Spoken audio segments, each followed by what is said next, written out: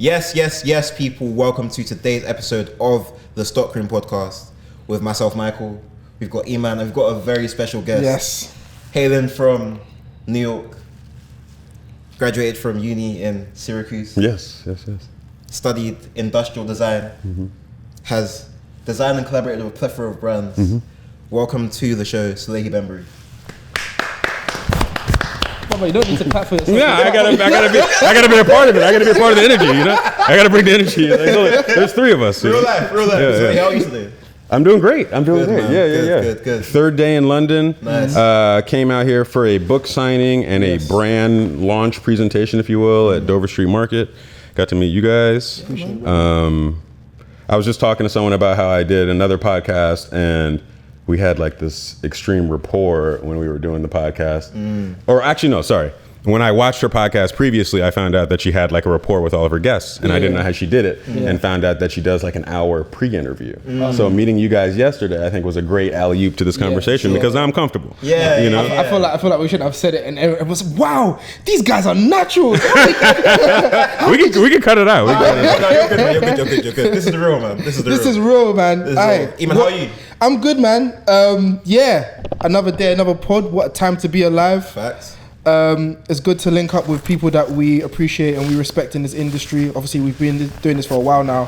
So yeah, it's another great milestone to hit. For sure. Another great milestone to hit. Thank you for coming down. Thank you for having me. Funny thing is, I met you in Paris. Tell the story.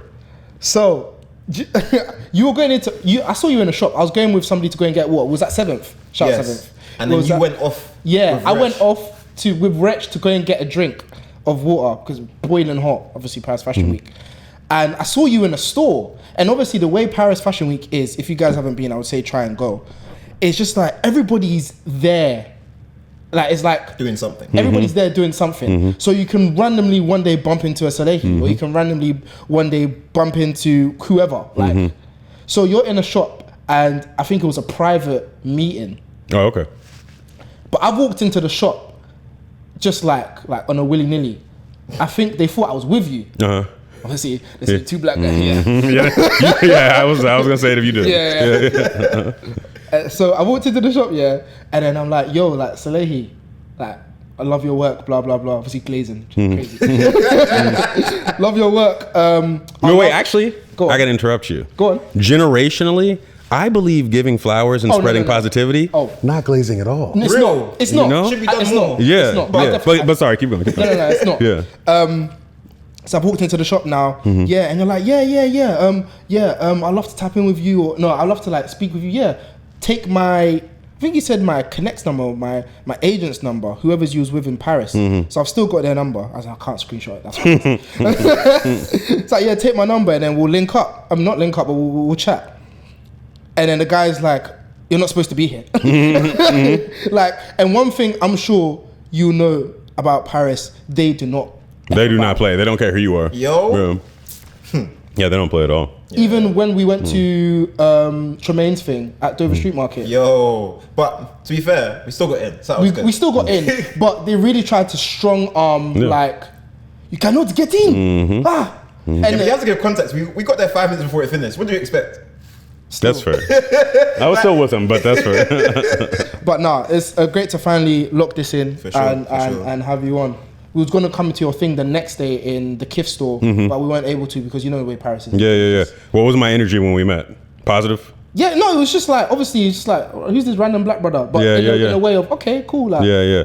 So whenever I meet fans, because I'm not far removed from that experience of meeting whoever I looked up to and wanting the flick or wanting the autograph, I try to honor that moment as much as possible. My relationship with, for lack of a better term, fame is rather infant, you know, so maybe 5 years from now I'll feel differently. But now when I meet anyone I meet, I ask them their name.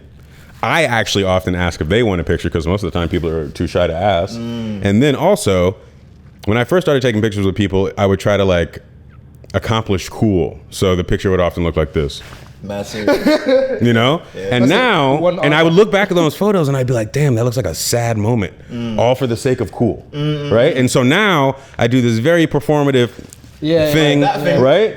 And guys, I'm going to put the picture of him and Michael yesterday. Like, but what that does is now it honors that moment, and now that person, if they really do fuck with me like that, they get to go home with a picture of us where it looks very happy and positive, and it's now a memory. And so that's why I do that. Like I'm sure to other people, they're like, why is he smiling all fake and putting up peace signs? That's for them. Yeah. I'm not in that kind of mood remotely at that time, most likely, but I'm doing that for them, and I know that that moment exists for 15 seconds, and so why not? That's why the shades come on as well. Yeah, that's the whole character. Well, the shades, that's just more if you have strangers, you know, shoving phones in your face all day, and then they now own that image, and they could have you looking wild.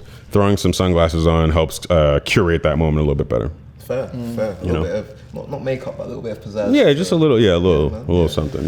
Yeah. Speaking of which, I think let's get into what's on foot. Please. And then we'll drive the conversation from there. So, what are you wearing on foot today? Right now, I am wearing my brand Sponge. The silhouette is called the Osmosis. Yes. This one spinning on the table right here is a version that we are releasing soon. I feel like I can't say where, but very soon. Okay. This month. And then the version I'm wearing on my feet is a Satoshi Nakamoto collab. Wow. That's all I can really say now. But I guess to give a little bit more context is this brand that I'm starting.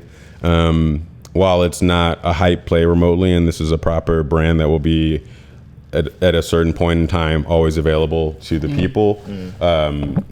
Collaboration, some level of hype, I think is a really strong, successful vehicle to just community, to build community and to build interest and all that kind of stuff. So you will see collaborations. They may not be easy to get, but it's a part of the larger story.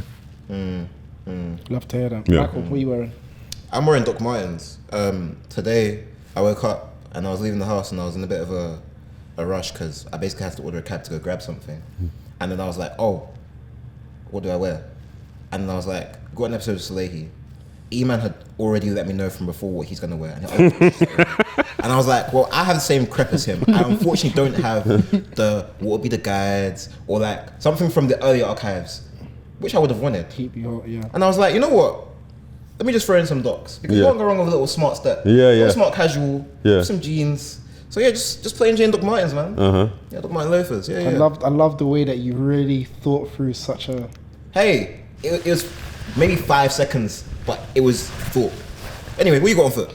Today I am wearing the New Balance 1000. What a flipping shoe, bro. Yeah, man. When I'm talking about like materials. I'm talking about just like the whole overall color scheme. Salehe, you done an amazing job on the shoe, man. Thank you. An amazing job on the shoe. Looking at the 1000s in general, one thing I've noticed with you, even in general, is your choice of materials. You use often very different. Obviously, this is a high head suede on the front, isn't it? Yep. High head suede. Yep. Kind of like a moss. We've got that like translucent N, which you don't normally see. Colorways.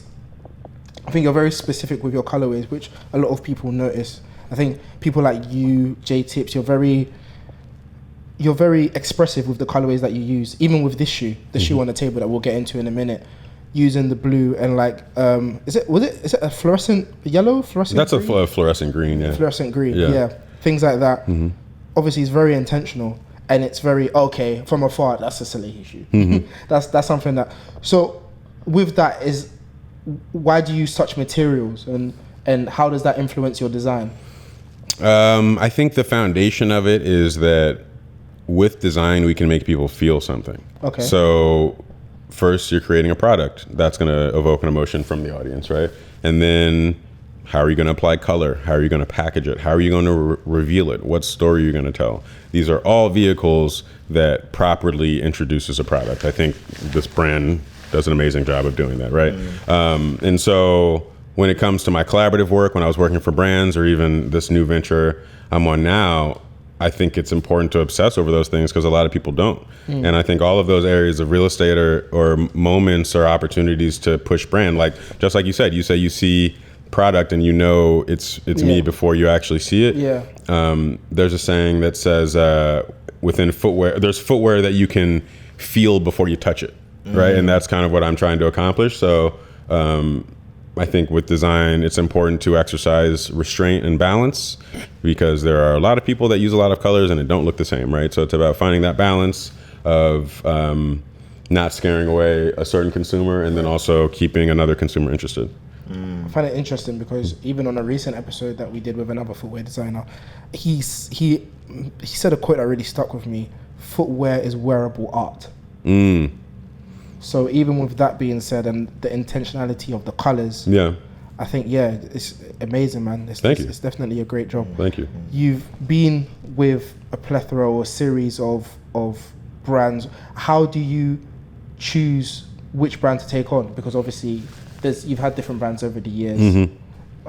What is your process as to, okay, cool, I want to work with a Puma, I want to do a basketball shoe, we'll talk about that later, but I want to work with a New Balance, or I want to work with an Anta, or someone a different, exactly, a Moncler, a different player in the game like an Anta. What is your process? I think it's changed over time, and I think that I have had the privilege of even making a decision on where I go, you know, in more recent years. But in my earlier collaborative years, it wasn't like I was like, everyone was knocking on my door and I was you know, having to choose. But this isn't mine. Jeff Staple, you guys familiar with Jeff Staple? Of course. He gave me this gem. He said that when you take on a project, it should hit 2 of the 3 F's. And those F's are fun, funds with a D, and portfolio. Okay. Right? And so if it hits 2 of those, You've done a good job. You've done a good job, right? And so I thought that was a great way to break it down, because those are kind of the 3 most important things that matter when taking on a project. So that's not exactly how I break it down all the time, but I think that's important to, because if it's about portfolio, that means maybe it's helping you inject versatility or another kind of product that you've never worked on before, or whatever it is. If it's fun, you should enjoy what the fuck you're doing. Right. So like, I think that's important to keep in mind of like, is this collaboration going to be fun? Is this company going to give me the tools I need to succeed? And then what's the last one? Funds. Who doesn't like? Oh, it's Folio. Yeah. Oh, my bad. Yeah. I was about to go back to the money. Yeah. But wait, no, I said Folio because I was talking about versatility. Yeah. So boom. So funds. Who doesn't like money? Who doesn't like security? Right. So I think if you can hit 2 of those within taking on a project, you're winning. And then additionally, I've just navigated non-compete agreements. Like you know what I'm saying? Like I love that. Yeah, it's people seemingly like associate me with like, oh, he's able to work with. I'm not really doing like conducting any genius. So in contracts, there's something called a non-compete agreement. Every brand lists the companies that you cannot work with. And then you find the one that you can. There you go. Right? Yeah, and there's a lot of brands that are not on that list that are still great brands. So it's really just about navigating that space. Okay. Yeah. With that, I want to ask you a question. So I feel like we are seeing an establishment over the times of your, and you can correct me if I'm wrong, but of your footprint when it comes to design. Yeah. I feel like design language wise, we're getting that kind of feeling. So from the Moncler, it doesn't, I wouldn't say it looks similar to this shoe, but there's definitely features that echo across. How do you go about creating your own signature when it comes to design without taking the same product to each shoe you make? Yeah. I mean, I think, for one, every design opportunity is a different brief. It's a different set of ingredients. There are different restraints and obstacles. So first, that's the first thing, right? And then secondly, in footwear, we have a saying, am I getting close to the mic? Yeah. In footwear, we have a saying that goes, last comes first. So the last of a shoe is that wood or plastic thing that you'll see, like it looks like a foot that the shoe is built around. Okay. That is the first shape or first step of footwear. That is the reason this toe looks slightly pointier, then that toe looks rounder, and so on and so forth, right? That is a really important thing. A lot of brands, I don't think, obsess over shape, and that's why sometimes you'll see a shoe by maybe a high fashion company, and you're like, why don't I like that? I can tell you why. It's the shape. Right? And so I obsess over shape, and I think honestly some of the connection stuff is unintentional. Like sometimes people will look at my work and just like you said, you're like, you can see that it's me. I'm not intentionally trying to do that really. I more so just design from the gut, and I think that because it comes from an authentic place, the red line or the cohesion is easy to see. And in terms of going back to that idea of a signature, do you think it's important for a footwear designer or a designer of anything in general to have a visible signature that people can identify them by? Is it important? I think it is. I mean, before I had the fingerprint, I just started thinking about how all great artists and designers had some kind of consistent thing. So whether it's Louboutin, red bottoms, whether it's like Basquiat's like aesthetic, there's just like this consistent signature. And so within going from being like a full-time 9-to-5 designer to whatever I am now, I thought to myself, like, what is my identity? You know, what is my logo? What's the brand identity? Because I wasn't trying to make it up, you know, and like, I don't think like New Yorker that like used to grew up hooping is like the sexiest story in the world. Yeah. Unless I'm making, you know what I'm saying? Like unless I'm making basketball shoes, which I am now. So maybe, you know, that's authentic, I guess. But I just had to figure out like what hole I was going to fill, and it needed to be authentic. And then it just kind of organically happened through just, you know, hiking and moving to Los Angeles and all that stuff. Yeah. I can tell hiking really informs, one, your designs, and two, your colorways. What would you say are the other backbones of your design? I think the main one is nostalgia. Okay. Like just childhood. I'm like a 90s baby. So like there was I barely made it, I can't lie. What do you mean? I'm 98. Oh, you're not? No, I was born in 86, but I'm a 90s baby because that's what my childhood was. You know what I'm saying? Yeah, obviously. Okay, yeah. And so just colors were brightest then, and just culture felt like way less, or just way more unashamed to express individualism, and there was just so many different like perspectives. Now everything's kind of funneled through the internet, right? And so just during that period of time, I felt like I was inspired the most because I was like learning things and experiencing things for the first time, and so I try to like go back to that period of time. I mean, I feel like one of you were even telling me last, I think it was you, that you were telling me that just even like my ads and shit kind of give you that feeling of that period of time. Was it you? Yeah. Like almost TV show-esque. Exactly. Kind of quirky, sometimes funny, sometimes a bit like off the cuff kind of vibes. But it's like you've built a TV set. Yeah. And I'm watching, especially like the way the ads are. You know when they used to do shows, and until you started seeing behind the scenes, you didn't know there was a live crowd laughing to like the crowd laugh. Feels like that. Yeah. And then sometimes you'll even play with it so that you'll deconstruct the background, and seeing the action within it. It does take you back to that time unintentionally. Yeah. I think this is the stuff that used to work on me when I was a consumer, the things that would make me laugh, the things that would make me feel like I was a part of something. So I'm really just trying to regurgitate that, if you will. You know what I mean? And then also, I don't know if you guys have ever noticed, but I don't use any dialogue in my campaigns. Yes. Maybe ignoring the Puma one because that's a different story I'm trying to tell. But I don't use any dialogue because I want everyone from around the world to understand it and to feel welcome. And it was a lot of the New Balance campaigns were kind of under this umbrella of universal communication. So no matter what language you spoke, you understood that there was a protagonist. He was faced with an obstacle. He solved that obstacle, and then he smiled. And that is like universally understandable. You know? Yeah. I want to go on. I was going to ask. So, would you say you are inspired by problem solving in a sense? Oh God, that's the foundation of what I went to school for. Yeah, literally, like definitely. That's why even when you say sneakers are wearable art, I agree. But I've also always felt that if a design doesn't work, it's art, because design has to work. It has to function. It has to make our lives easier. And if it doesn't work, if it's not comfortable, if it's not whatever, it's art. And art's great, I love art, but it's just, I think they're kind of like two separate things. But I understand what they mean by wearable art, because unlike clothing needs a human body to take its fullest form, or its final form rather. A sneaker exists. So it's absolutely art, but I think it just makes it a little bit more layered of a conversation if you think about the utility. When creating a shoe like these shoes on the table, how do you decide materials, like in terms of what makes you want to go, okay, cool, I want to use a high head suede, and are there materials that you haven't used yet that you still want to use, or what is your process around designing a shoe, and does it differ per brand? Yeah, I think it just differs per opportunity. So maybe at like a Versace, it might have been about price point, so we can't use that leather, or we do want to use that leather because we're trying to make it more expensive. Right. But then like with the New Balance, where the stakes aren't as high because it's a collaboration, I can just make the entire shoe hairy suede if I want to, because it's my collaboration and I designed from the gut. In other instances, like maybe something like this is a result of me designing from the gut, but also a merchandising brief. And a merchandising brief is ultimately a merchandiser looks at the market, they figure out what the needs are of the market, maybe what silhouettes to do. Oh, we need a boot. They'll come in and be like, hey, we need a boot this season. We need it to be 150 pounds and people love red, so make a red one. And then we'll sketch like 15 of them.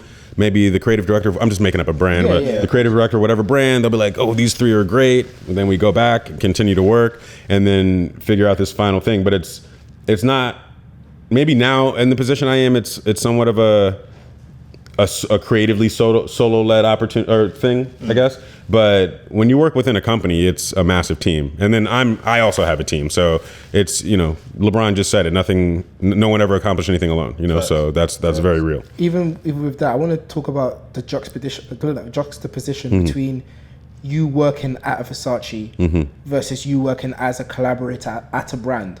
What is the difference, and how's the difference like for you? 'Cause obviously Versace was your employer. Yeah.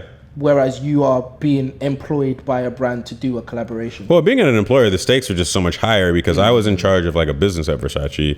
And then also I was trying to introduce a business, which was sneakers. They made sneakers, but they weren't like really doing sneakers. And so, the stakes are higher. There's also like fashion shows and they have quotas to meet and it's just like a massive machine. So it's just the responsibilities are higher, the stakes are higher. With collaborations, I don't want to say it's a free-for-all because at the end of the day, it is the goal is to make a good-looking shoe that you can sell, but your name's on it.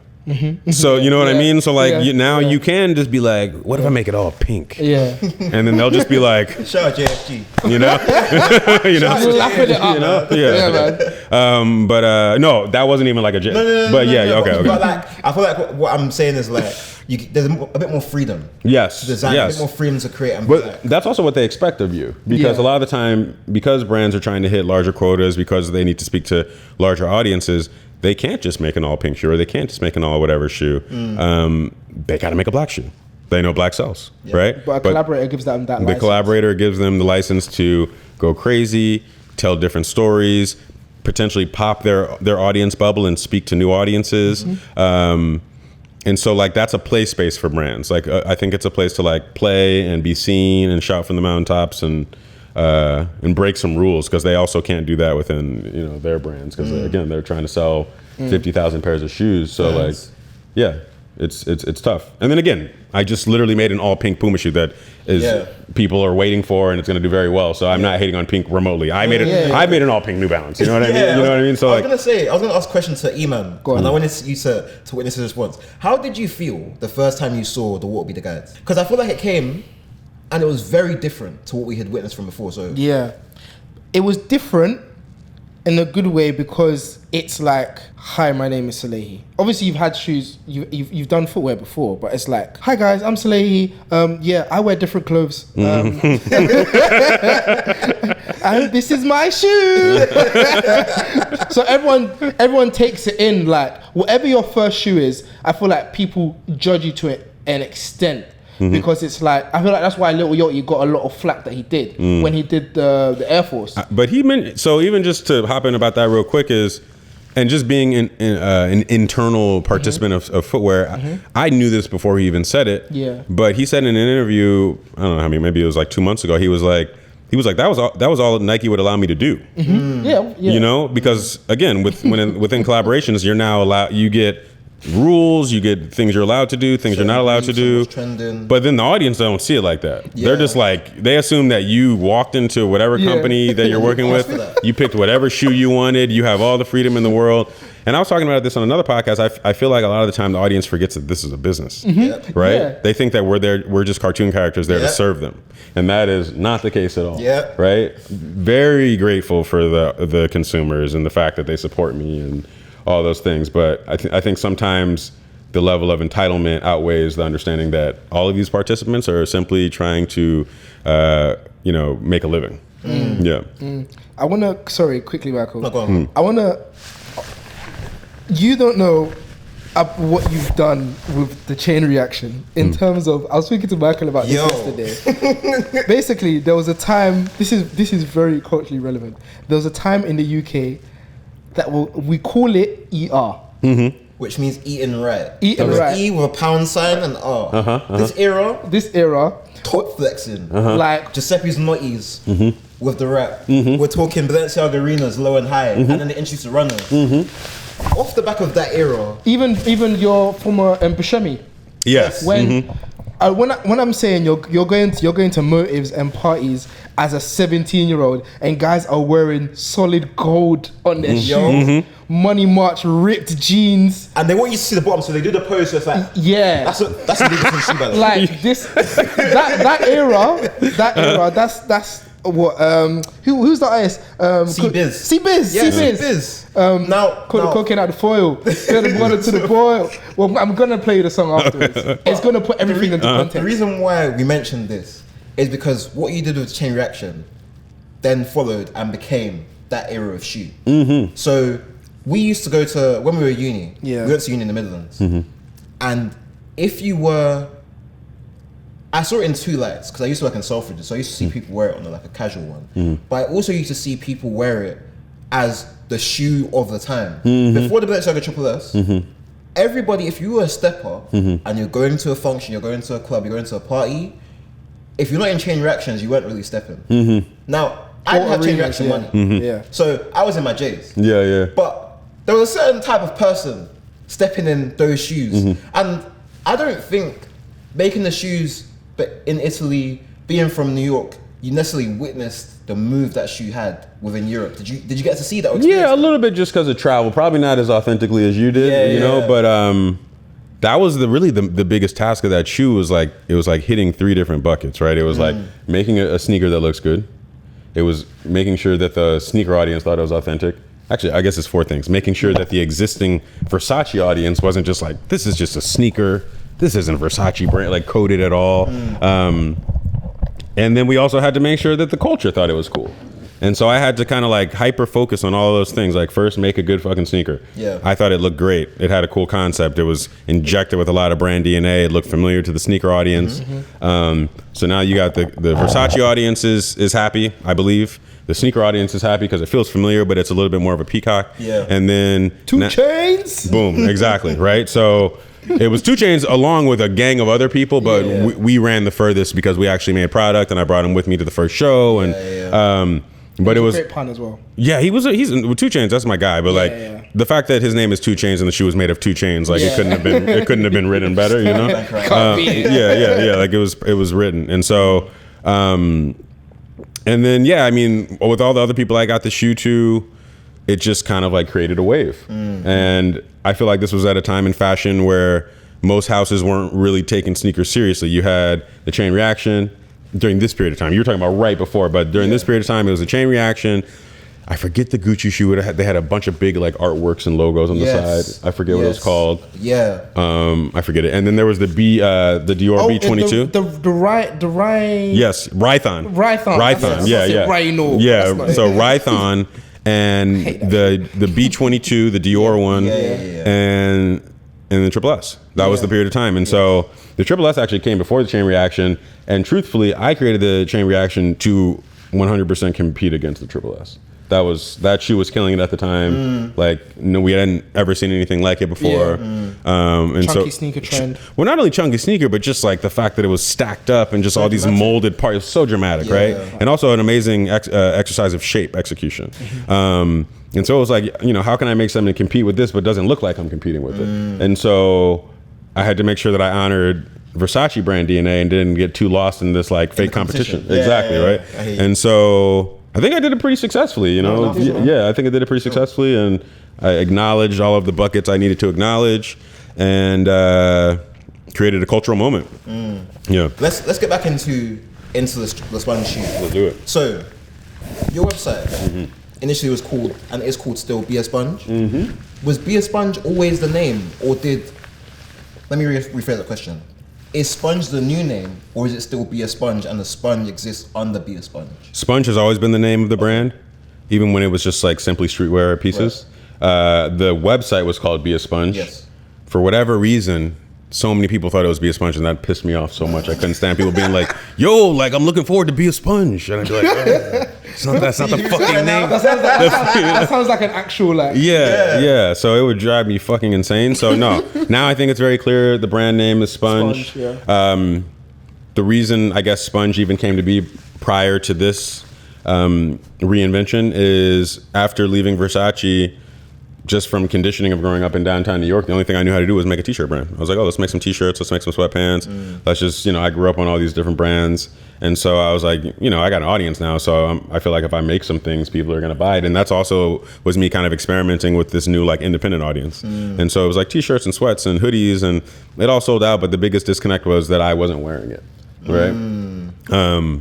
Within this developing relationship with clothing and resources, I have learned about quality and silhouettes and cuts. And so the Gildans I was printing on at the time were not of the quality that I really like to wear. Nothing wrong with Gildan, but that's just wasn't what I was trying to wear.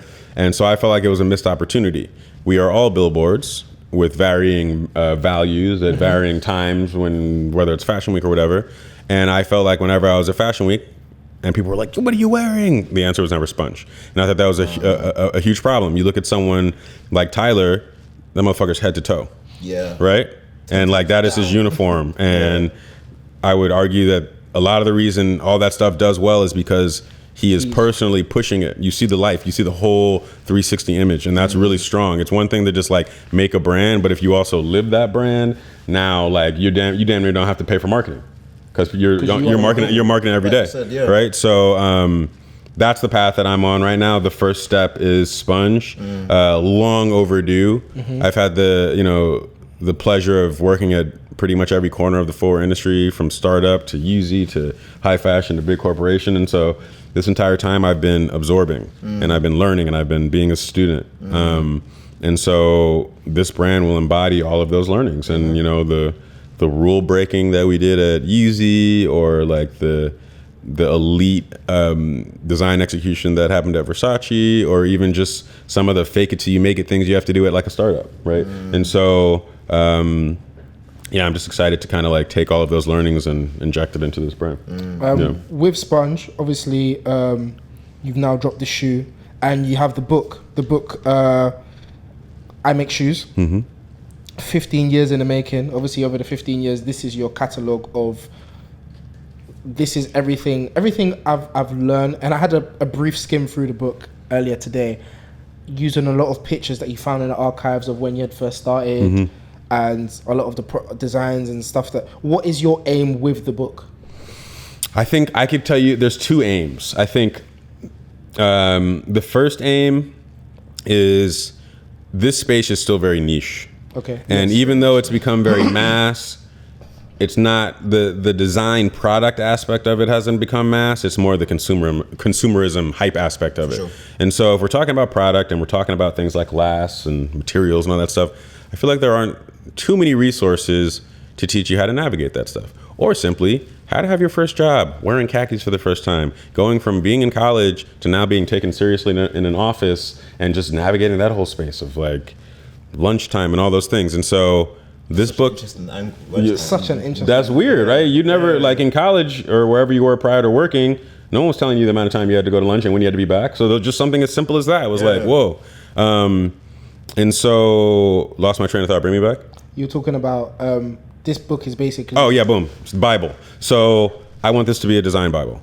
I want this to be a resource for young designers to gain insight for wherever they are in their career, of like, this is someone that started in one place, pay less, and then worked my way up through the ranks, very unintentionally so. I'm a very driven person, so I've always wanted to climb a ladder, but where I find myself now, and many of these things in the book, I did not dream, nor did I even really want, but I'm someone that takes advantage of opportunities, and once they were kind of, put in front of me, I had to capitalize. One thing I really appreciate with your story and the book itself, obviously this is 15 years in the making.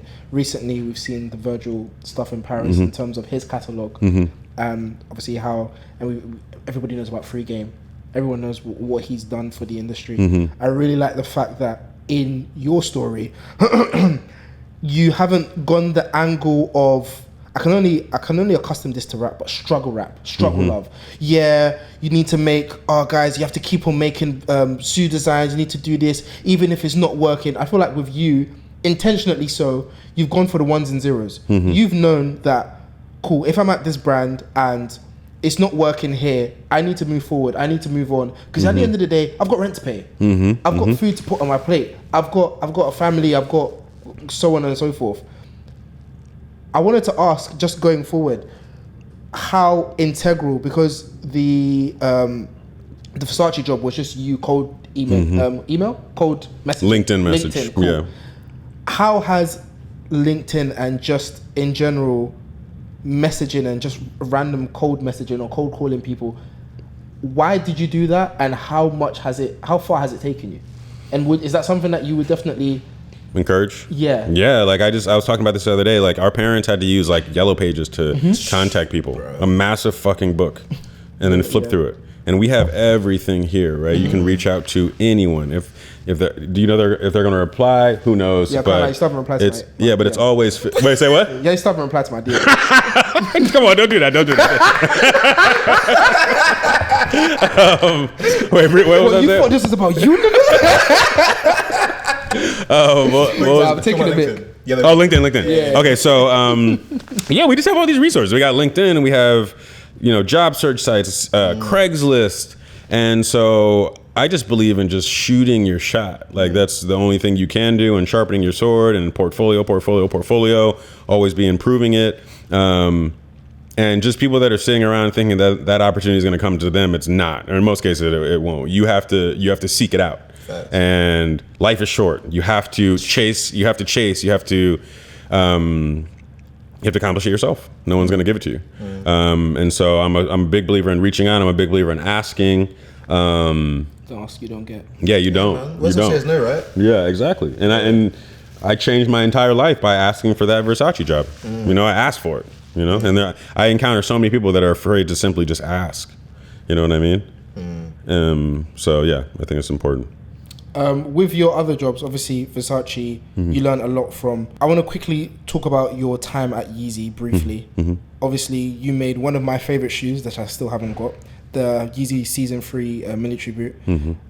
Burnt sienna. Yeah, but is that the name of the colorway? Yeah, I really liked I think it was the sand pair. Okay, the tan ones. Yeah, there was three. There was tan, three. the burnt sienna, and the black. Yeah, exactly. Really like the tan. Hey, I checked eBay. Yo, I'm not getting that shoe anytime soon. But where would you say, apart from Versace, where would you say that you learned the most, and how did you go about learning in all of these different brands? Which one I learned the most at? Again, I think there was kind of all different things. Like at Haan, a place like that, I worked under this guy named Jeff Henderson, 20-year Nike OG. So he was really just helping me kind of like sharpen my just foundational design. Also just had to move in a predominantly white office environment, right? And then maybe at Yeezy, it was more about observation of disruption. And how, coming from all these brands where we spend so much time looking at merchandising briefs and breaking down trends and all that kind of stuff, he was just like, let's do it. And I was like, wait, what? We can just do it? Yeah. And so just seeing that level of no fucks given, but with the same, sorry? The urgency of just nah. Exactly. I'll share this story because I shared this just one recently in another podcast, but an example of his creativity, the 350 V2? Yes. Yeah. So when the sample first came in, it didn't have an orange stripe on it. It was just it just had the gray and gray on gray kind of zebra vibe. And a bunch of people were there. He also always had people filming. Adidas team, V was there. The stakes were high, and they're all circled around us. And he's looking at the shoe, looking in the mirror. We're all kind of nervous because we don't know what we don't know what he's gonna say. Hell's Kitchen. Yeah, essentially, right? And then he looks at the shoe and he sees a little ribbon on the ground. It was just this. It was literally a piece of trash that just happened to be right there. Right. And he was like, Salehe, grab that, pin it to the shoe so that the front of it's going towards the toe and the back of it's going towards the heel. So I quickly pin it because I know he's gonna put it back on his feet. He puts it back on his feet, looking in the mirror Everyone's kind of waiting in suspense. And then he takes it off and goes, new wave. And then everyone just goes. And just to and it's cool because that 350, every single one of them feature that stripe. Yeah. And to know that was spawned by simply coincidence that piece of imagine if the trash person had come that day, right? And then they cleaned it up. So I just think getting to witness things like that showed me how genius can be created in a few seconds and shit can be created in a few months. So it's really, I don't think that like the amount of time you spend on an idea is necessarily what determines its value. I wanted to continue the conversation and speak briefly, going from your time at Yeezy, where you're working on New Balance, and in a weird space, you started working with Crocs, and you made the first shoe, or Croc, should I say, made the second one, and then it came out that you had been appointed as creative director of Crocs. And I wanted to ask you, how did that feel for you? Because you said that you're very much a person that you didn't really ask for these kind of stuff. It's just like you see something, you want to make an impact, you want to make it happen. Yeah. How did that feel for you as an individual when it happened? I think titles are bullshit. Fair. I think when you're in the earlier stages of your career, title matters because it aligns with your salary. Okay. So like if you go from an assistant to a associate or some shit like that now means you're making more. So you might want to be a little bit more obsessed with the title. But like, I think too many people are obsessed with title. They celebrate it too much, and I've always really more so believed in the idea of a doer. Are you doing, right? Because there are people in high positions of power that don't do shit, and there are people that in low positions of power that really care. And then even within my job, the book is ironically called I Make Shoes, but I have like 20 different jobs, right? Like I'm a creative director, I'm a casting agent, I'm a employer, I'm a trash taker. Like I do all the things that are required. At the back of the book, you have all of the different brands that you worked with on the very back page, not very back page, but the very back of the book. And you have obviously, I think Union's there, Puma's there, obviously. Bro, everyone. So yeah, go on. Wait, so bring me back. What was it? Sorry. So in terms of like being the creative director of Crocs. Oh, boom. So, so with Crocs, I mean, it was really initially about the Pollox.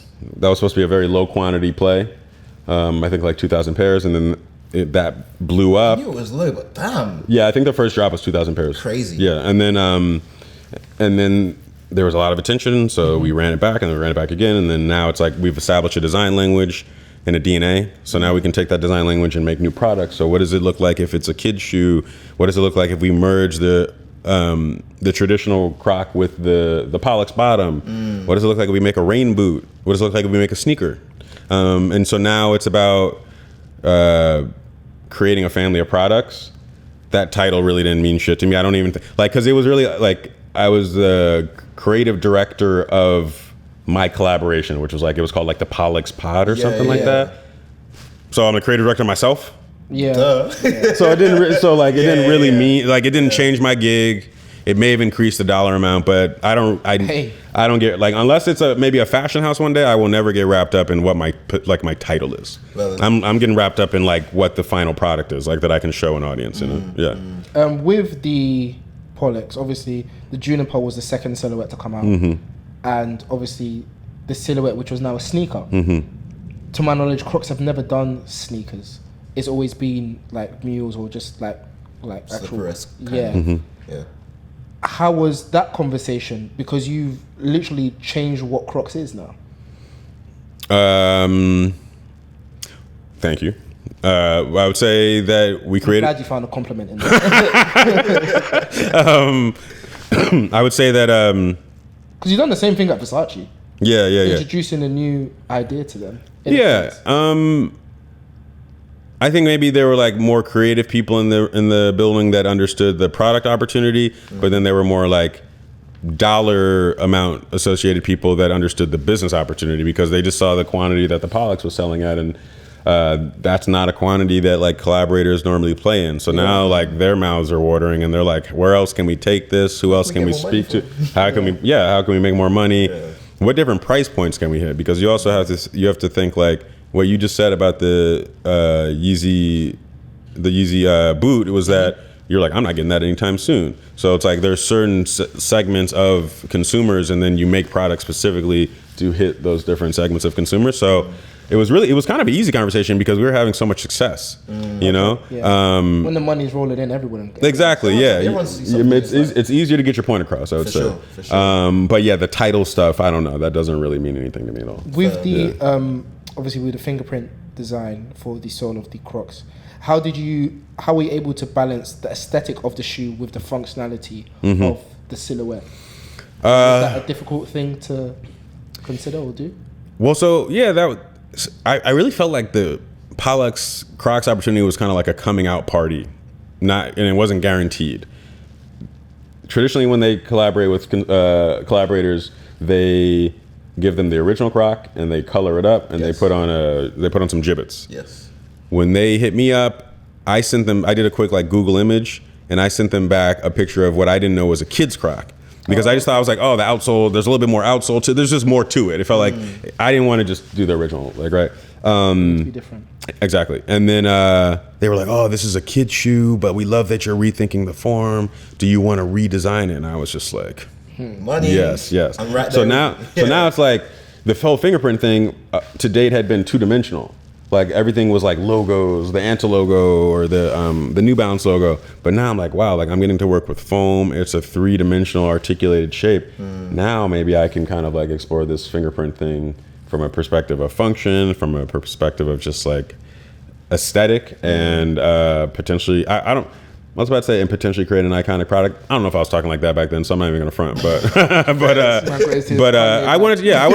I did know this. I did know what the reputation of Crocs was and like the kind of like cool guy sneaker space, and it didn't seem like it was too respected as a brand. And so I was like, okay, I'm definitely looking. The purpose of this shoe is to translate language and change narrative in a sense. Yes, and so how can I take this iconic product that maybe a certain audience isn't acknowledging as such, and then how can I get them to see it through a completely different lens? Yeah, and so that was definitely the goal. The fingerprint. After this, we're going to move into the Halis because I have some interesting questions about that. But the fingerprint, is it your fingerprint? Yes. How do you feel about everybody walking around with your fingerprint? Like on a people level? It's so maximized that like people are like, yeah, I could get into your computer with it and shit. It's like, no, you can't. That's such tinfoil hat buffoonery. I just think it's just like a cool signature. You know what I mean? Like even I've been places, friends have been places where you'll just see the fingerprint, like, you know, path, like just walking in a certain direction. And, you know, we often as designers talk about like leaving our mark. Couldn't be a more like literal example. Quick question.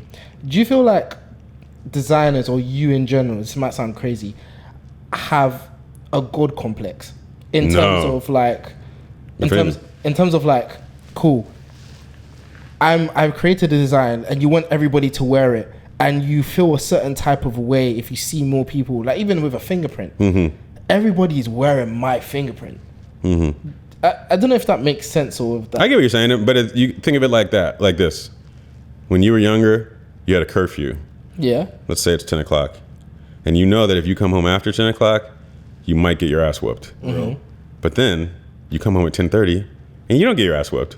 So now you're like, damn, maybe I could push the boundaries and come home at 10:30. Right? And so with product, I have done some things and then people seem to like it. And so I'm like, damn, maybe I can just push a little bit further. So with each level of success or each different project, it just gives me more confidence to push the needle further. But I also think any sign of a good designer is the ability to exercise restraint. A lot of things are over-designed.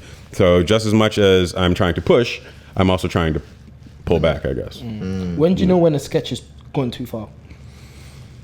For me, it's just like a gut feeling. Like, I don't know. Like, I think just maybe also experience. I think I really treat shoes like real estate. Okay. I really try to like establish, or not establish, but tackle areas of real estate of the shoe and then make sure that there's cohesion.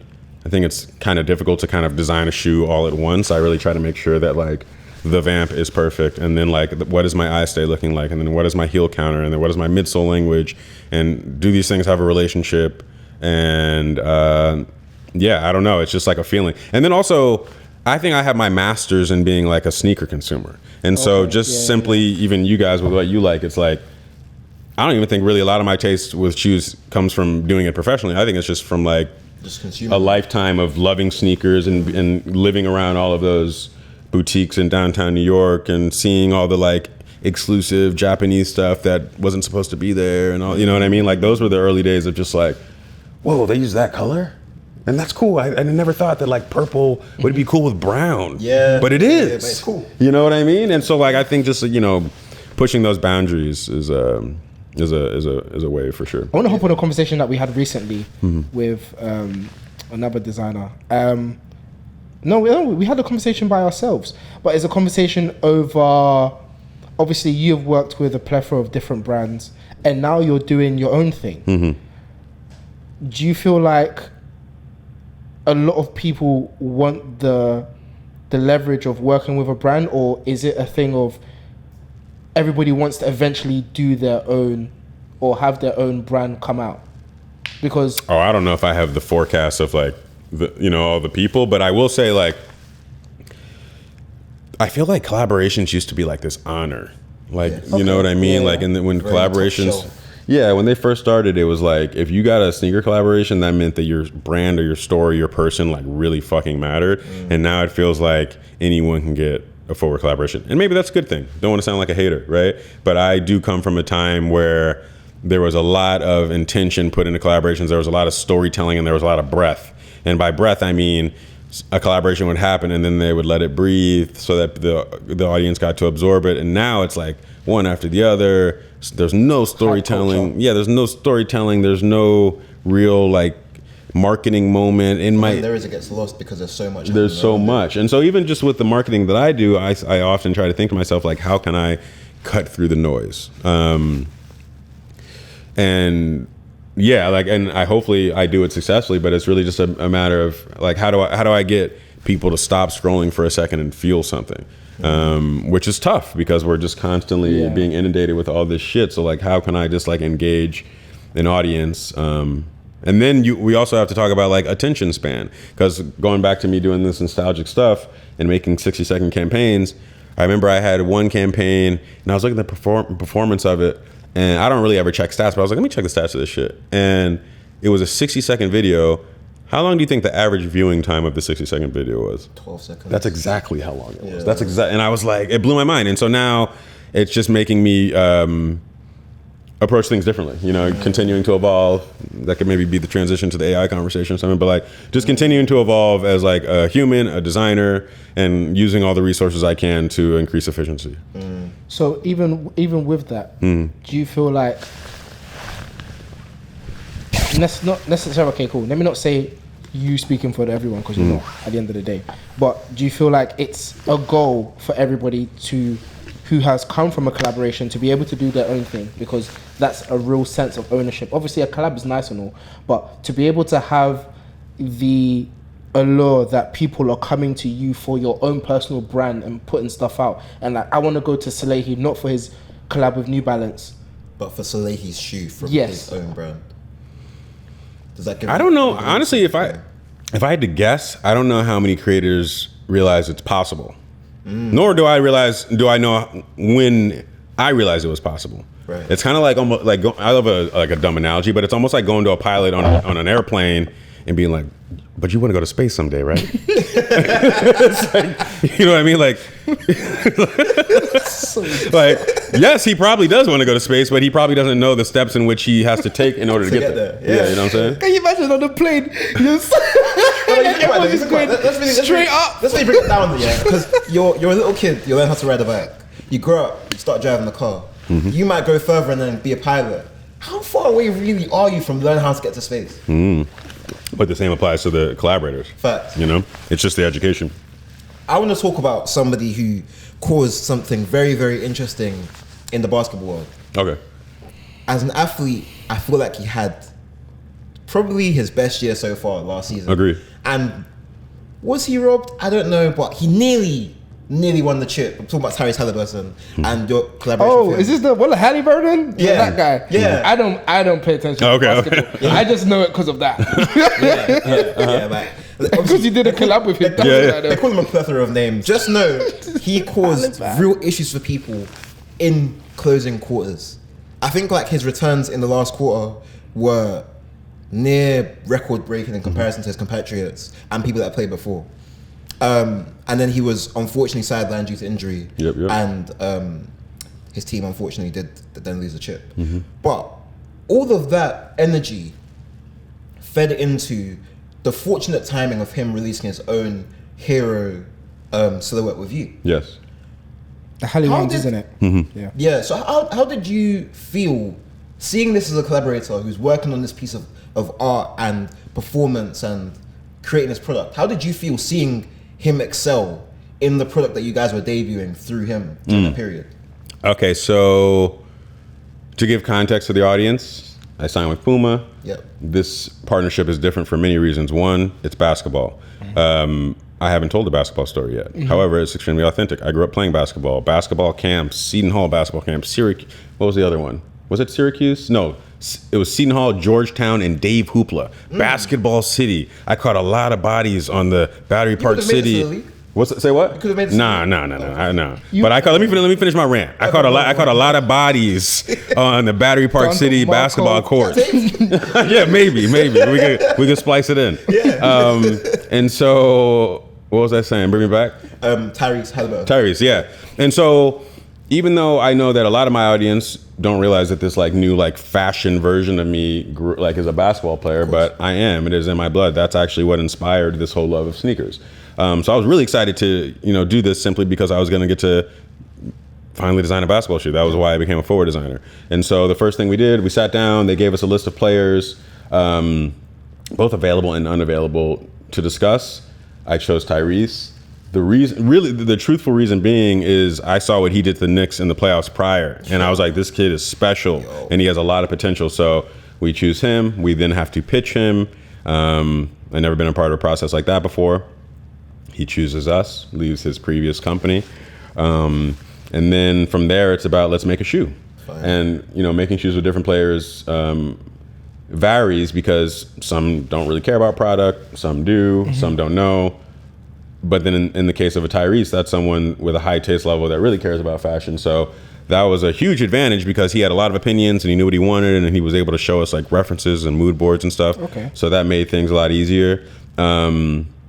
And then, yeah, man, I mean, like, for one, I'm not someone that gets too wrapped up in the present because I'm constantly just going. So sometimes it takes like friends being like, yo, do you realize like, and I had one friend just stop me and be like, yo, you realize you became a forward designer to design basketball shoes and now you've signed a basketball player and you made his shoe. And I was like, damn, you're right, And so just the emotion of that alone was felt like a lifelong accomplishment.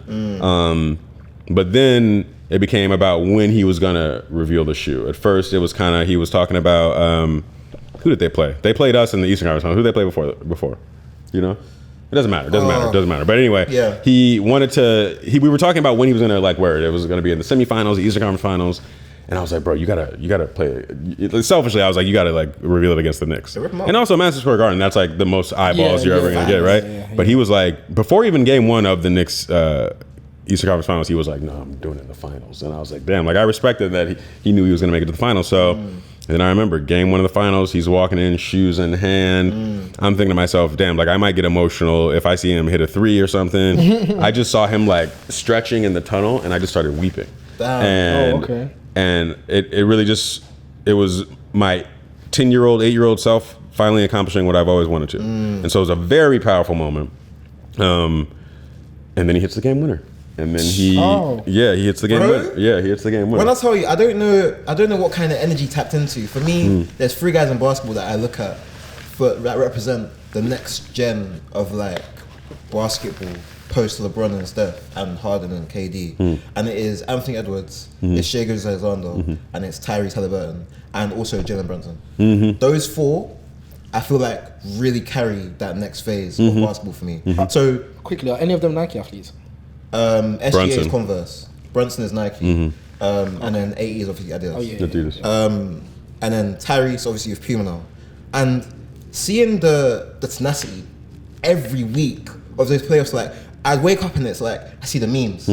Another game winner, like end of the quarter buzzer beater. I'm like, how do you keep doing this? So like I can imagine like you're watching, seeing him step out in your shoe after telling you, no, don't worry, I'm gonna make it to get to the final. It's like, wait there, Unc, I got you. Yeah. And he goes and says, I've got you. Yeah. And he drops it, and it's like the news around the shoe. You're seeing like your complexes, your sneaker news saying like Tyrese Haliburton hit the game winner in your shoe. Again, internet chatter, but they don't see the moments that have led to that, and it's like really beautiful that you got to witness that and actually see it and see it all the way through. So yeah, man, kudos to you. Thank you very much. Thank you. And then I don't think it couldn't have been a better rollout of a sneaker. It was like a perfect storm of involvement and circumstance and timing and all that kind of stuff. And then it ended in a darker way, but even still, just the fact that he made the decision to play in Game 7 with all of those circumstances just shows what kind of athlete and man he is. And so I hit him with a very long emotional voice note, or not even, it was a video. I gave him like a video, yeah. Just like telling him how I felt about him as an athlete and his potential and what he showed the world, and the fact that he has grown his audience exponentially now. And this is what like basketball in the NBA is about, like these fucking moments. And so, yeah, I think, we have a long runway of things that we are going to reveal and stories we're going to tell. And it comes from an authentic place because we're friends. Yeah. And I think that's important. It's not like this is just some like business relationship and I'm dealing with a guy in a suit. Like, we speak a similar language, and he understands that my motives are beneficial to him. And so it works. So moving on from basketball, I want to ask you, I think the last two questions we'll cover, we're going to talk about AI, we're going to talk about team building. So first I'm going to ask you, you've kind of grown as a designer, and your value has grown, your understanding of design has grown from a practical sense. The more you do, the more you learn. Right?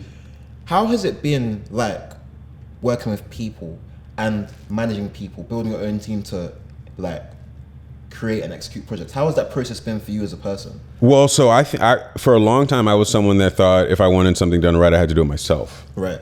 So whether it was like collecting a check, taking out the trash, like high to low, to give examples of high to low, I felt like I was the one to do it. But then I realized we only have about 17 hours in a day. So am I using my time efficiently?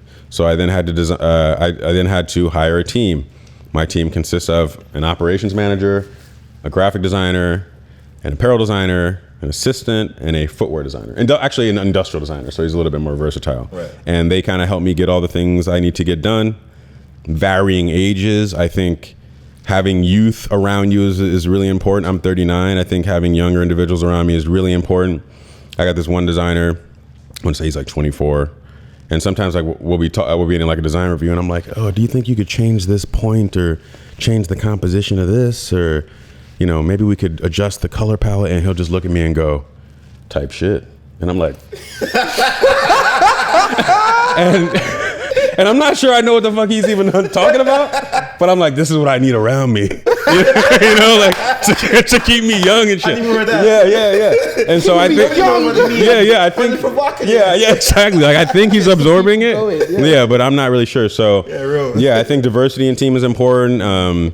I think figuring out what their why is, what is their why. And then making sure that everyone feels like they're contributing to a larger thing, sure. And they want to be there and they're motivated. And I get really excited when I see a version in myself in an employee because I was like really hungry. I am really hungry, but at that time I was very, very hungry. Any look was like would make my week. Yeah. And so whenever I see that level of hunger in others, it inspires me because I think it's rare. Most people are pretty stagnant. And so, yeah. Nice. What was your first hire?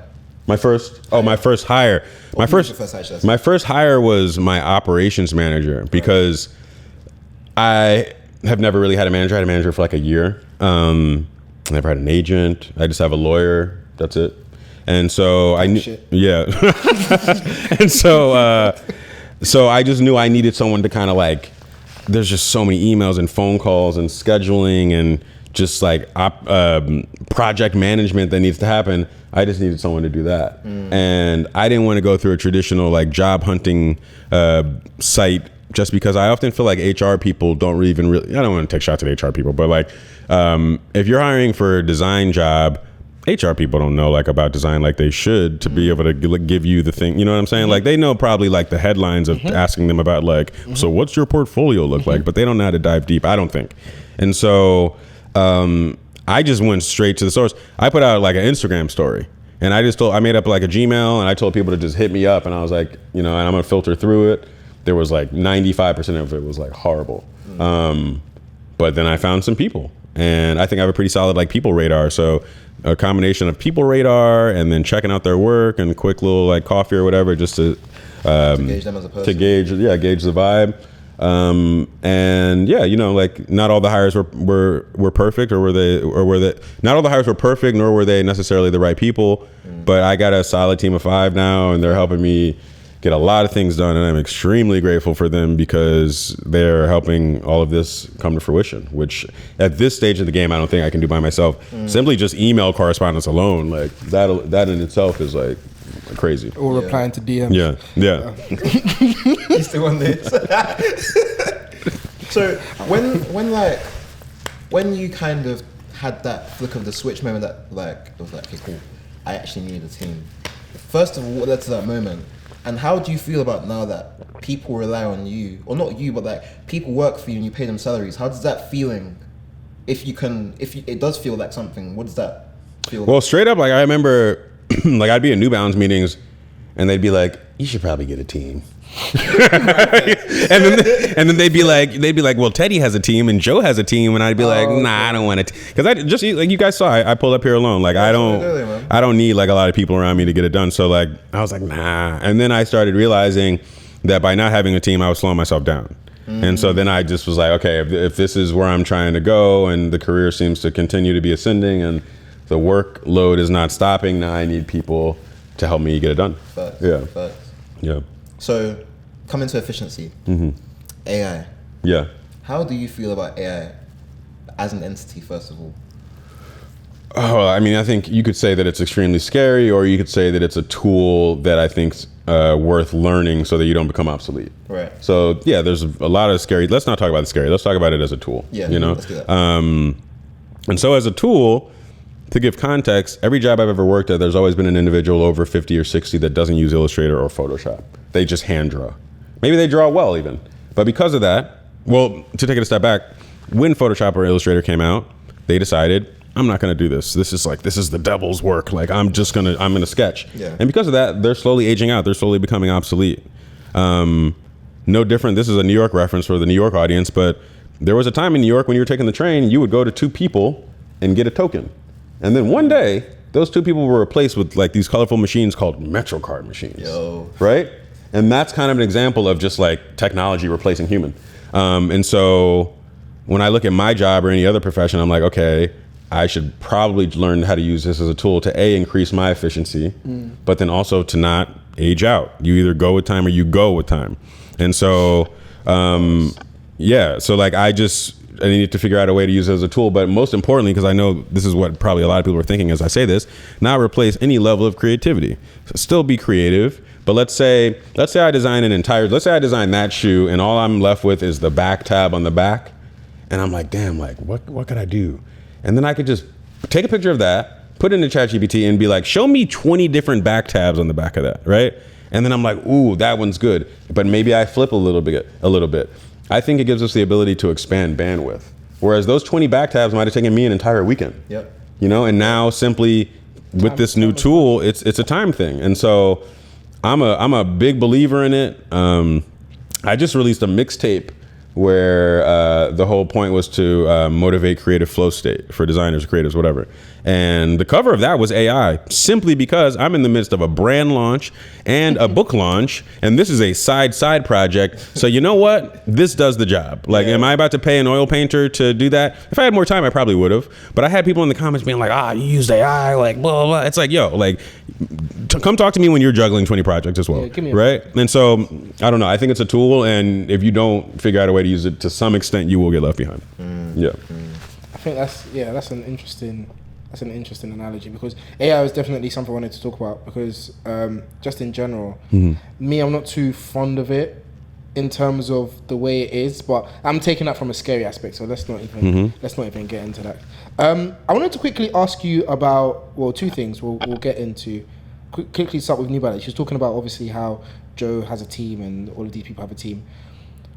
New Balance have been, I would say, a longer term collaborator with you, because I would like to say a lot of people, they last about 2 years with a brand, and then that's when they're looking to renew. You've been with New Balance for a couple of years now. 5 years, exactly. With 5 years now. Right now, if we're talking about trends, New Balance is really big in terms of trends, and just in general, the the brands that they operate with and the conglomerate of brands that they operate with, if we're talking about Miu Miu, ALD, obviously talk about collaborators, you, Joe, anybody and everybody. Why do you feel like them as a brand have monopolized the market and are doing so well? And what was the buy-in for you that you said, yeah, I want to? Well, both. One is New Balance was one of my first collaborators, so I wasn't in a position to be like, you know what? No. So that's one. That's one. And then two, he's not there anymore, but there's this guy named Joe Grondin that was the head of. Big up Joe, man. We did the whole episode about him. Yeah, he's good people. He's good people. So he was the head of collaborations or the head of something like that. Energy. Yeah, and when he started this gig, you got to think that pretty much all of the people that were maybe seemingly getting collaborations were already with a brand, with the other 3 or 4 brands. So he had a kind of impossible job of like now not poaching, because he didn't take anyone from another brand. True. And that made the job even harder. Yeah. Is now I have to identify people in the culture that are moving culture that I can, and then he can now build a team and create a whole different momentum from a whole different perspective. Yeah. That motherfucker might be Sneaker Phil Jackson because he built one of the best I hear it. like collaboration teams that's existed, like for real. So I always thank him because, you know, at the time, again, like I said, this was unintentional. I didn't see myself as a designer that would put his name on things. New Balance approached me and they were interested, and I was kind of confused. Like, you guys want to work with me? And they were like, they saw the potential. Joe had that vision, as well as a few other people around me. But Joe absolutely had that vision, and Joe's huge. At ALD now, isn't he? No. He's left. He's freelance. He's got his own agency. Yeah, he's got his own agency. Yeah, and he still works with Joe Fresh Goods. Yep. And does work with a few other people. Yeah, and Pharrell at LV. But that's a bit more silent. Joe is the one that we keep on bumping into. We bumped into Joe at 7th. That's Joe, yes. At Axel Regatta with Mohammed. Yeah. But Joe's a G, man. Like, good. I've known Joe now for like a bit over a year. Busy guy, but when we see each other, it's always love. Like, yeah. But I think, you know, going back to that last question about like, do you think more people would do it if they knew it was possible? I think even with Joe, and I'm like, this is coming from speculation and from some of our like personal conversations of, I think there were people telling him like, yo, it's time for you to make the jump. And he was like, I don't know, I'm not sure. And then I'm sure he had some influential conversations where he was like, you know what, maybe I can. And that jump is scary. But into the unknown. Yeah, intentionally so though. Like, I think that fear shows that you care and you're invested. You know, if you make a move like that and you're just numb, then I don't know if you made the right decision. Right. You know? And so, yeah, really always proud to see people like kind of like bet on themselves and, you know, just try something new. Next, I want to ask you, moving back onto the shoe we have on the table, because I feel like we've spoken about you and everything that you've done, but I feel like we really want to hone in on the shoe, because at the end of the day, this is a massive achievement. Your own silhouette, summarizing your story in a book is a massive achievement in itself. That and on top of that, you release in 4 colorways. Is the grey pair the Rizzoli? That's Rizzoli. Yeah, because I saw that. I remember seeing it on the toe box. Obviously, guys, pictures are going to be up on the screen in terms of anything and everything that we're talking about. Released 4 different colorways. Yukon, Malawi, Hmong, and Slaw. Yeah, cool. Obviously, that's also going to be on the screen. Why those names? Again, real estate. So I could just inject my design DNA on the product, but why not the packaging? Why not the name? Why not the marketing? You know, any area of presentation to the external audience is an opportunity to further establish your brand. And so often with names, if you think of some of the most famous sneakers that exist in our space, it's the color name. And it might even be an unofficial color name that the company didn't even do, but the culture is, there you go. I didn't want to say it, but there you go. You can keep that. And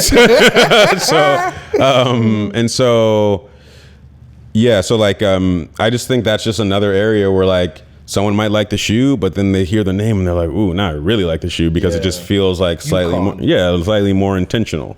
And so I really, you know, even just from the hang tag on that shoe, like I could have just gone with a real simple woven, but I did not want to do that, because that is, again, another area of real estate that people be like, wow, that's like kind of different. It's like not pushing the needle too much, but it makes me just take a second look. And like I said before, feel it before you see it. Or feel it before you touch it, rather. Yeah, it's uncomfortable enough that it's like, ooh. but it's comfortable enough where it's like I could put it on. Why Rizzoli? Why Rizzoli? I would say that the options that I was faced with when making a book were either self-publishing or working with a prestigious publisher like Rizzoli. They reached out to me. Beautiful. It was a great deal. One thing that I noticed when I worked at Versace was I'd meet people and then they'd be like, "Where do you work?" And then I would go, "Versace," and they'd go, right? And so it's funny. I get a similar reaction when like I tell people I made a book. I'll be like, "Yo, I made a book," and they're like, "Oh, you printed it yourself?" And I'm just like, "No, Rizzoli," and they're just like, So like I think there's a prestige that I think definitely gives this book more legs. I just wanted to load it with as much opportunity as possible. Sure.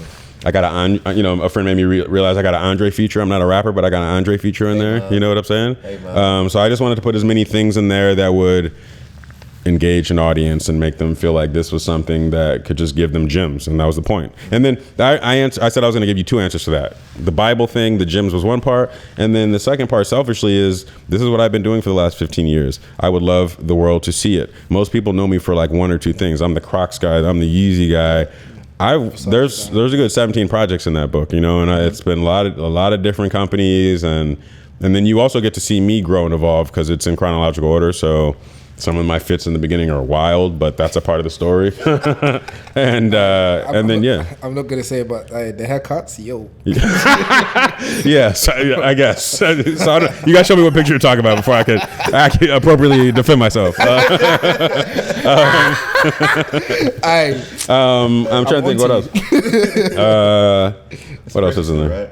What's up? I said it's a process. Like you go through so much, like as an individual, like your identity grows.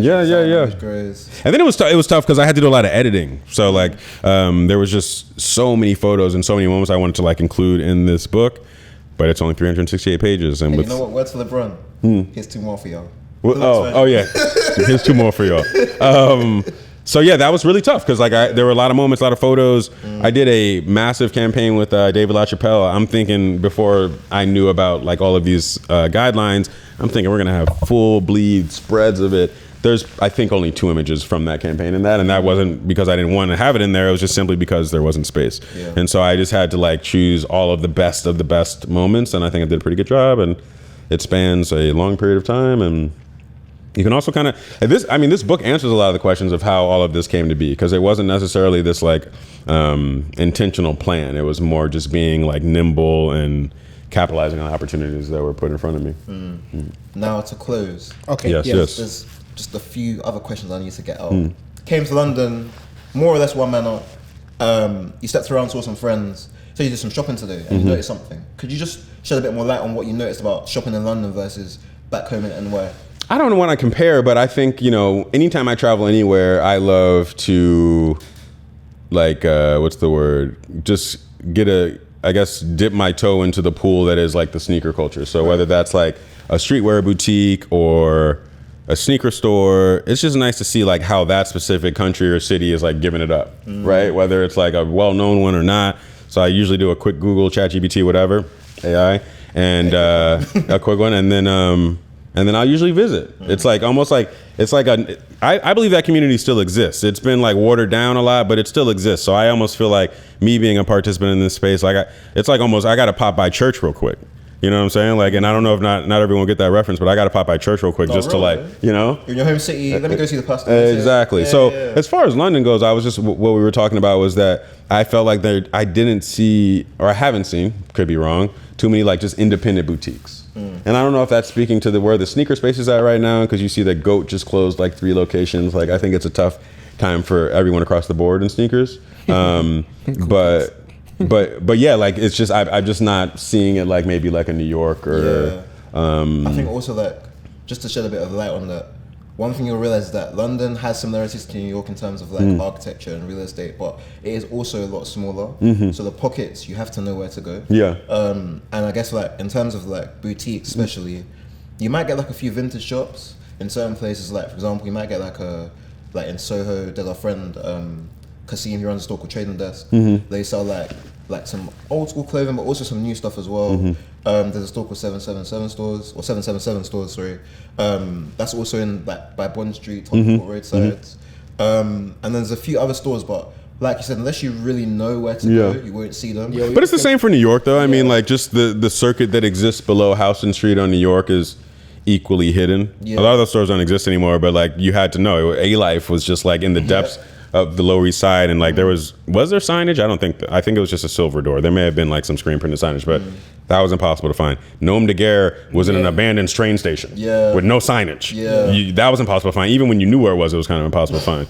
And so, but at the same time, I think during that period of time, sneakers were about discovery. Yes. Right? And then the hunt. Like, you would just go to shoe stores to touch them. Let me just feel that. Yeah, right? Like, what the fuck? And so, and I think maybe there's a part of me that's still kind of doing those things, even though I know there's going to be nothing there I want. And it's like, it's not the same level of excitement. Inspiration. Yeah. But here's the thing, it's not always inspiration, because like I even go to the mall just to get like a temperature test, because I'm like, what are people buying in Foot Locker now? What are the colors that are like, you know, applying to the masses? Not because I'm about to go home and do the same thing, but just because like I think it's important to know what's happening at the boutique level, the Foot Locker level, into the streets. Yeah, and it's not even secret shop with your sunglasses and like. No, they see it as me. They see, because I don't even think it's really about trend. It's just more about, because I've been talking about this. Like people have been asking me like, what trends do you follow? I don't believe in trends. I believe in themes. I think themes are identifiable. You can see that people are like moving collectively, but I feel like trends are something you have to follow, where themes are just something that you practice. Yeah. You know, and then it may dissolve, and maybe it's the same thing. I don't know. Maybe my vocabulary is saying the exact same shit. I don't know. But it's kind of like trends and themes. I feel like themes feels a little bit more expensive. Trends feel a bit shorter. Exactly. And then you have that in between term, which is referred to as seasons, but not seasons from like a full winter, autumn, winter perspective, but like seasons of life. Yes. Like you could go through this whole period of like what you're doing now, of like hiking and utility and execution in that kind of sense. And maybe 10 years down the line, you're like, actually, life for me is a little bit different now. Life for me is about like, I don't know, like my family and COVID was a season. Yeah, and that created a whole bunch of different bits of creativity. So I feel like it is themes. I think is a better use of term than trend, because trends does feel a bit short-lived. Yeah, agreed. And then, but it also feels like there's a pressure. Whereas with trends, it's like now if you don't do this trend, you're not cool, or you're not as well. with the time. Exactly, and like whereas with a theme, I think that's just more a result of observation, which I guess trends are as well. But with a theme, I you're right. Like the spectrum is just larger. Yeah, you don't have to be like one thing, and it can exist in a bigger space. Yeah. Now to end, before we do our ending tradition for our guests, do you have any questions for us? I don't usually do this, but I feel like he's feeling brand new again. It's just like, why not, man? Why not? What's the you want to know? If you could be hit with a magic wand, right now, boom, bam, what does your life look like? Oh, great question. Do you want to? Should I go first? No, you go first. Yeah.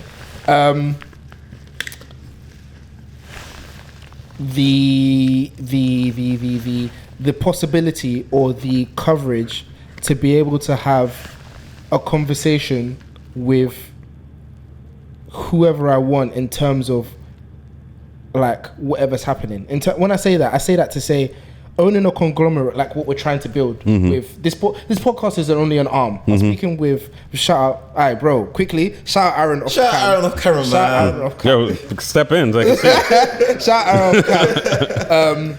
Was talking about this yesterday in terms of the pod is only one arm. The pod is only one arm of a bigger goal that we have for this. We want to be a big production company. I don't know the right word, but a big journalism / media footwear / fashion production, in terms of we want to sit down with you one day and talk about this. This is something that I have been wanting to do for like 3 years.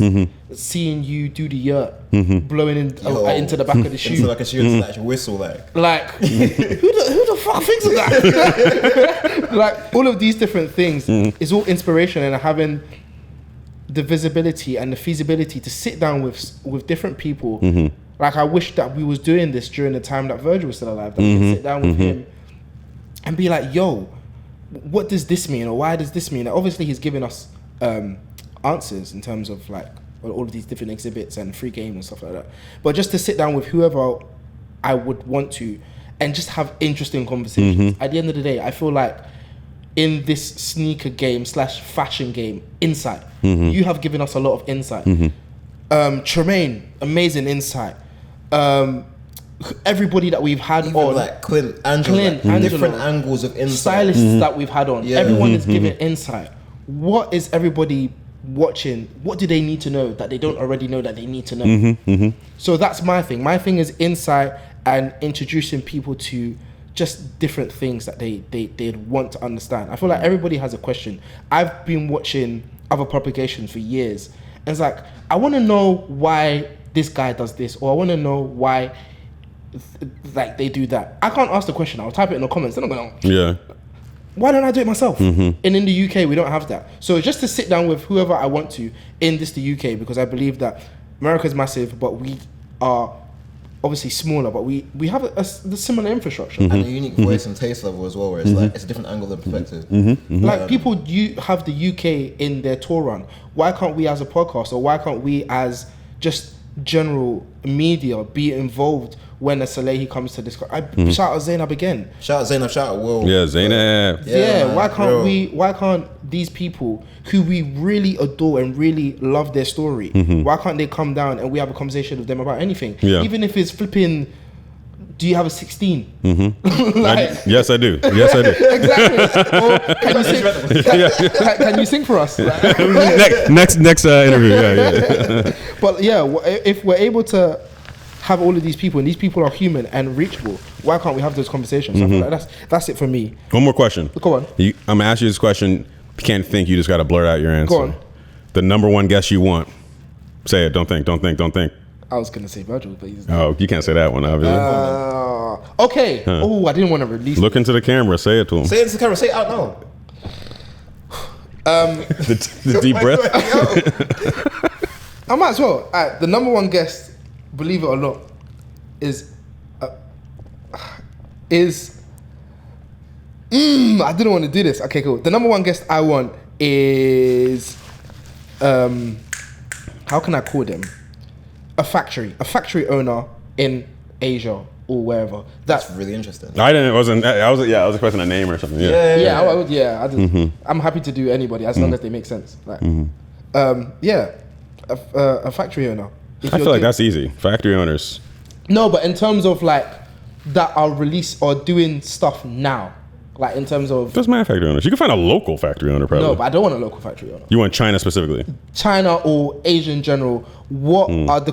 But obviously that's different in terms of brands and a lot of brands. So just a retired one or an old factory owner that stopped. Before COVID. I've got one. Go on. All right, cool. So I'll answer your initial question afterwards. But my person I want to sit down with, I want to sit down with Ray Kawakubo. Oh, you guys, the stakes is okay. All right. Yeah, I want to sit down with. I guess the question was Magic Wand, so. When I say, I'll come back to the Magic Wand question. This guy. Oh, okay. This guy loves CDG. Like, I need to understand how you go about being an existing entity. From there, you're like, oh, having Comme des Garçons is not enough. We need to have a store to house it in. Building up Dover Street Market, building relationships with brands to the point where like you're almost like a Goliath in the space. Not almost like anybody that calls you, you can answer, and your power of no is so powerful that people know that they can't always get through to you. I think that's like even with you, what you're saying, where you sit down with briefs and you look at whether it makes sense and lines up, and you look at the contracting. It's like at the very start, like you said, you're super hungry, and the reason why the hunger kind of goes away is because your no gets stronger because you don't have to do everything. I don't have to show up in this place because I actually don't need that to validate my brand. So I want to sit down with her and talk about the last 20-ish years of her journey and then some. Anyway, back to your previous question. I feel like it's interesting because I feel like in 10 years' time, you ask me that question, probably go. It shifts. It shifts. I'll give you a mouthful of support answer. I want to live with my family on a farm and do this. And 10 years before, I'm like, I just want £1 million or something like that. But I feel like right now, I'm really grateful for where I am. And I feel like, oh, brother. I wish, I could have all the knowledge I had 5 years earlier. Like all the knowledge I have right now, 5 years earlier. Yeah. If I had all the knowledge I had 5 years earlier. But that just now means you need to focus on getting the knowledge that you're gonna have in 5 years now. Facts. Yeah. So, yeah, I feel like that would be me. What would you ask for?